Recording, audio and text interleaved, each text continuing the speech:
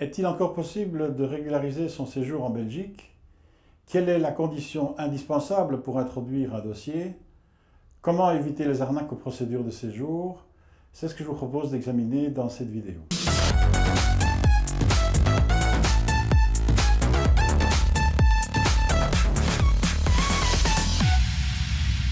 Bonjour. Attention, il existe en droit des étrangers de nombreuses procédures qui ne servent à rien d'autre qu'à enrichir ceux qui vous les proposent. Au cours des consultations que je donne dans mon cabinet, je rencontre presque tous les jours des étrangers qui ont gaspillé leur argent ou placé tous leurs espoirs dans des démarches qui n'avaient aucune chance d'aboutir à quoi que ce soit. C'est le cas par exemple de la plupart des demandes de régularisation de séjour, dites humanitaires, les fameux articles 9 bis. Il faut savoir que la condition indispensable pour qu'une pareille demande soit prise en considération est de prouver l'existence de circonstances exceptionnelles qui empêchent l'étranger demandeur de retourner dans son pays d'origine pour introduire sa demande à partir de là-bas. Donc, si vous êtes Syrien ou Coréen du Nord, vous avez peut-être une chance. Jusqu'à très récemment, ça pouvait marcher aussi pour les Soudanais. Aux dernières nouvelles, on se réjouit que le Soudan soit devenu le nouvel État démocratique d'Afrique avec lequel notre pays vient d'entamer une étroite collaboration, même si son président est poursuivi pour génocide. Bref, c'est pas évident. Donc, si vous n'apportez pas cette preuve que vous ne pouvez pas retourner chez vous pour introduire votre demande à partir de là-bas, votre dossier sera automatiquement considéré comme irrecevable par l'Office des étrangers et ne sera même pas examiné. Ça ne veut pas dire que ces procédures ne servent jamais à rien.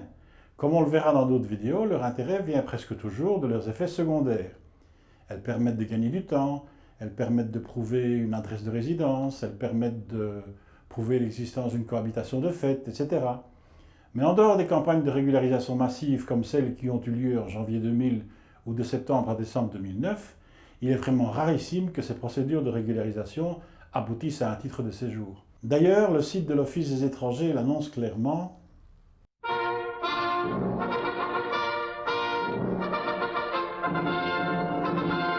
La Cour du gouvernement belge rappelle que la régularisation reste une procédure d'exception, dans le cadre de laquelle la décision est prise sur une base individuelle.